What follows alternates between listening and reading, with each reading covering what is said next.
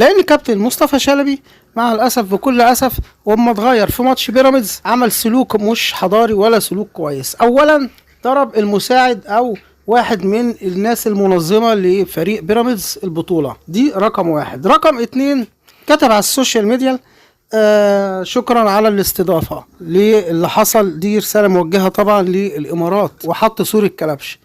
تالت حاجة وهي الأسوأ انه اعترض على تغييره في ماتش بيراميدز من مدربه جوميز. السؤال هنا بكل حيادية، هنقول امتى بيبقى اللاعب ليه حق يعترض على المدرب؟ في حالة واحدة بس، مش حالتين.